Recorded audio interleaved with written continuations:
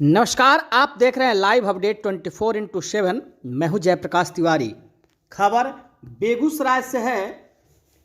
शिक्षा मंत्री चंद्रशेखर के विवादास्पद बयान पर भड़के आशुतोष। कहा, पद की गरिमा को किया धूमिल। जातिगत जनगणना से पहले सर्वसम्मति ले लेनी चाहिए थी। बिहार में फैल सकता है उन्माद। राष्ट्रीय जनजन पार्टी के राष्ट्रीय अध्यक्ष आशुतोष कुमार आज बेगूसराय पहुंचे, जहां उन्होंने कार्यकर्ताओं से मुलाकात के बाद राष्ट्रकवि रामधारी सिंह दिनकर की प्रतिमा पर माल्यार्पण किया। तत्पश्चात पत्रकारों से मुखातिब हुए। पत्रकारों के बीच संबोधन के दौरान उन्होंने कहा, एक तरफ जहां शिक्षा मंत्री के बयानों की विवादास्पद बताते हुए उन्हें मंत्री पद उपहार स्वरूप मिली थी और लोग उनके नाम तक नहीं जानते थे, लोगों के बीच अपनी उपस्थिति दर्ज कराने के लिए यह अनाप शनाप बयान देकर करोड़ों लोगों की आस्था को ठेस पहुंचा रहे हैं। उन्होंने जातिगत जनगणना के संबंध में बताया कि अमूमन सरकार को पहले स्पष्ट करना चाहिए था कि आखिर जातिगत जनगणना से लोगों को क्या लाभ मिलेगा, लेकिन अगर सरकार के द्वारा यह स्पष्ट नहीं किया गया और आनन फानन में जनगणना प्रारंभ करने की बात की गई तो लोगों को सहयोग करना चाहिए और चाहे लोग जिस जाति से हों, मौके पर पहुंच कर्मचारियों को सही जानकारी देनी चाहिए। वहीं उन्होंने राष्ट्रीय जनजन पार्टी के संबंध में बताया कि आगामी आने वाले चुनाव में राष्ट्रीय जनजन पार्टी पूरी मजबूती के साथ चुनाव लड़ेगी और यदि विचारधारा का मेल हुआ तो राष्ट्रीय जनजन पार्टी किसी भी गठबंधन में शामिल हो सकती है। अन्यथा राष्ट्रीय जनजन पार्टी अपने बलबूते पर चुनाव लड़ने के लिए तैयार है। दूसरी ओर उन्होंने सस्ते लोकप्रियता के लिए राजनेताओं के द्वारा अनाप शनाप बयानबाजी करने की बात भी कही। और बिहार के लोग हमारा नाम तक नहीं जानते, तो अब उनको तो नाम पहचान बनानी है। पद तो मिल गया, पद तो गिफ्ट में मिल गया, अब वो पहचान बनानी है, तो पहचान कैसे बनाएंगे? राम को अपना आदर्श मानेंगे तो कोई मीडिया वाला उनको टीवी में नहीं दिखाएगा, वो राम को भला बुरा कहेंगे। आप भारत माता की जय का जय घोष लगाएंगे, तिरंगा लेकर घूमेंगे, कोई मीडिया वाला नहीं दिखाएगा। और शॉर्टकट आपको नेता बनना है, शॉर्टकट पहचान बनानी है, तो आज के डेट में ट्रेंड चल गया है कि पाकिस्तान जिंदाबाद कर दीजिए, पाकिस्तान का झंडा लेकर घूम जाइए, तो अपनाते हैं। नेता बनना है, पाकिस्तान का झंडा लेकर घूम जाइए, पाकिस्तान जिंदाबाद कर दीजिए, भारत मुर्दाबाद कर दीजिए, आप देखिए कल ही से टोटल मीडिया में छा जाएंगे। तो ये शॉर्टकट तरीका है नेता बनने का, पहचान बनाने का। गिफ्ट में इनको मंत्री पद तो मिल गया, लेकिन पहचान नहीं मिल पाई, क्योंकि ऐसा कर्म नहीं था इनका। अब ये चाहते हैं कि हम इसी तरह अनर्गल बयान देके, जैसे जीतन राम मांझी कभी कभी बयान देते रहते हैं, तो जब मीडिया से बाहर हो जाते हैं, जब मेन स्ट्रीम मीडिया से वो बाहर हो जाते हैं, तब वो कुछ ना कुछ आकर एक ऐसी टिप्पणी कर देते हैं जिससे फिर से वो मेन स्ट्रीम में आ जाते हैं। तो इससे ज़्यादा हम और कुछ इस बात ये टिप्पणी पर कहना नहीं चाहेंगे।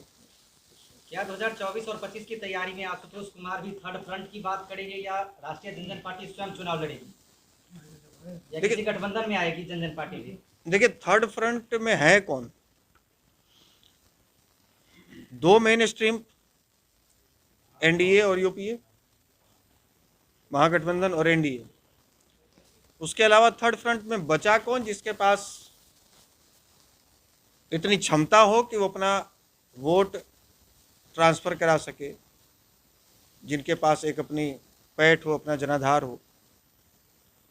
और जो एक दो अभी इधर उधर बिखरे पड़े हैं, वो कहीं ना कहीं एडजस्ट हो ही जाएंगे।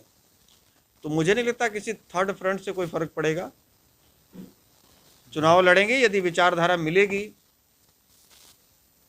तो गठबंधन के तहत मेन स्ट्रीम में, और नहीं तो अकेले लड़ेंगे। गठबंधन के साथ या भाजपा के साथ, ये तो आने वाला समय बताएगा। हमने एग्रीमेंट किसी के साथ नहीं किया है। और अभी जो जातीय जनगणना बिहार में शुरू हुआ है, बिहार सरकार ने जो शुरू कराया है, इसमें बढ़ चढ़ कर हिस्सा ले।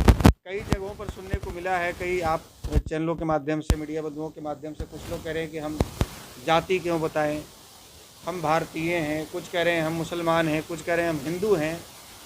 तो आप मुसलमान हो, आप हिंदू हो, आप अपने आप में गर्व कीजिए। आप जिस धर्म से भी, आप हिंदू होने पर भी गर्व कीजिए, आप मुसलमान होने पर भी गर्व कीजिए।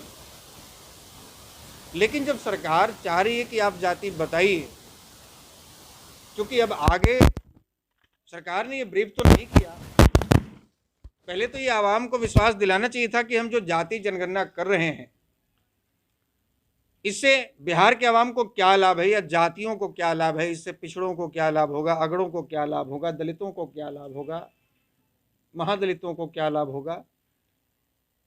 ये बगैर बताए जातीय जनगणना कर रहे हैं, कोई बात नहीं। खैर, आप जब करने का निर्णय ले लिए और इसकी शुरुआत भी कर दिए हैं तो फिर आपको पीछे हटने से नुकसान होगा।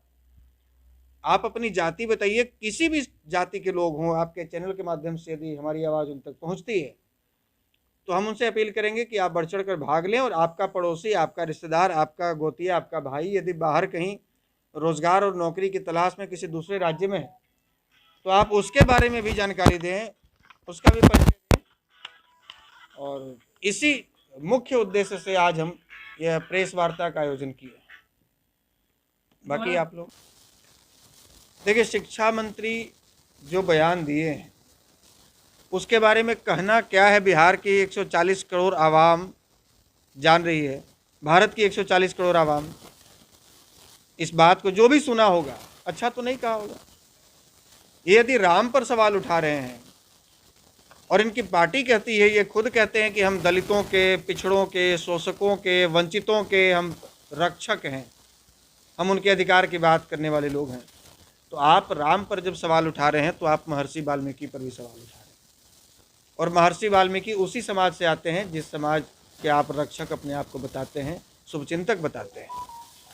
दूसरी बात, ये शिक्षा मंत्री हैं कौन, ये शिक्षा मंत्री बनने के बाद मैं जाना, जबकि 10 वर्ष से इस बिहार की राजनीति में सक्रिय हूँ।